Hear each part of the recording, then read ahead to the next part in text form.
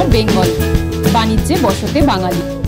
Lions international জেলা 322B1 এর উদ্যোগে 17 জানুয়ারি বালিগঞ্জ হলদিরাম ব্যাংকোয়েটে এক বৃহৎ এবং প্রভাবশালী জোনাল সম্মেলন মিশন 1.5 আয়োজন করা হয়। এই অনুষ্ঠানে জোন 9 এর অন্তর্গত উল্লেখযোগ্য লায়ন্স ক্লাবগুলি যেমন ক্যালকাটা গেটার, ক্যালকাটা কোয়েস্ট, ক্যালকাটা মিউটাউন, কলকাতা ফ্রেন্ডস, কলকাতা অলট্রুইস্ট এবং কলকাতা বিবেকবাণী সক্রিয় অংশগ্রহণ করে।